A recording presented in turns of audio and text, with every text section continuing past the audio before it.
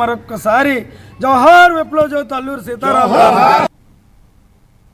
కడప జిల్లా RTPP stage 4లో గత 8 ఏళ్లుగా పనిచేస్తున్న ఏఎంసీ కార్మికులు ఉద్యోగ భద్రత, కనీస సేఫ్టీ సదుపాయాలు లేక తీవ్ర ఇబ్బందులను ఎదుర్కొంటున్నామని ఆవేదన వ్యక్తం చేశారు. స్థానికులకు ఉద్యోగాలు కల్పిస్తామని ఎన్నికల సమయంలో ఇచ్చిన హామీలను ప్రభుత్వం అమలు చేయాలని ఉప ముఖ్యమంత్రి పవన్ కళ్యాణ్ జోక్యం చేసుకుని తమకు న్యాయం చేయాలని విజ్ఞప్తి చేశారు.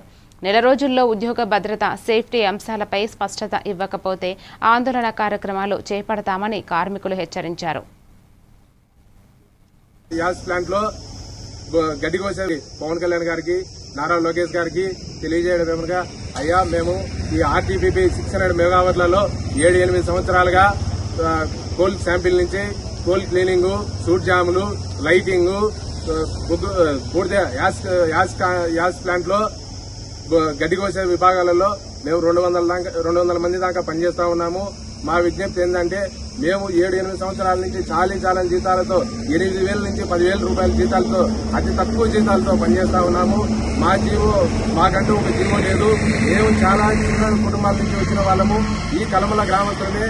ఈ కలమల గ్రామం నుంచి చుట్టుపక్కల నుంచి వచ్చే యువత చాలా ఎక్కువ మంది ఆర్టీపీని నమ్ముకొని ఈ రోజు 7-8 సంవత్సరాలు పూర్తి అవుతున్నా కానీ ఈ ప్లాంట్ లో మాకంటూ ఒక ఉద్యోగ భద్రత లేదు. మాకంటూ ఒక జీవో నెంబర్ కింద ఒక జీవో కింద మాకంటూ ఎటువంటి ఉద్యోగ భద్రత లేదు. ఇక్కడ ఉన్నటువంటి వాళ్ళకి 15,000 నుంచి ఒక జీతం ఉంది, 22,000 ఒక జీతం ఉంది. కానీ మాకు ఇచ్చే జీతము 9,000 నుంచి 10,000 రూపాయలు. మేము ఇక్కడ మాకు జేపీ వేయండి, ఏఈ పోస్ట్ ఇవ్వండి, సబ్ ఇంజనీర్ వేయండి అని మేము అడగడం లేదు. మాకు చిన్న మెయింటెనెన్స్ పోస్ట్ ఇవ్వండి. మేము ఇక్కడ డిప్యూటీ గారితో కానీ మా సమస్య చెప్పి మా సమస్యను పరిష్కారం చేస్తారని మేము భావిస్తా ఉన్నాము.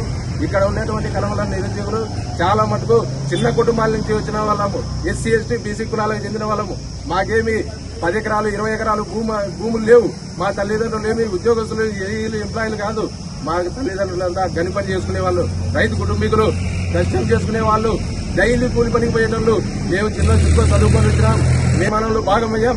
ఈ రోజు ఉద్యోగంలో మేము భాగం లేదు. ఎక్కడి నుంచో బయట జిల్లాల నుంచి, బయట రాష్ట్రాల నుంచి కూడా ఇక్కడ ఉద్యోగానికి వస్తారు. రాజస్థాన్, ఛత్తీస్గఢ్, బీహార్ నుంచి కూడా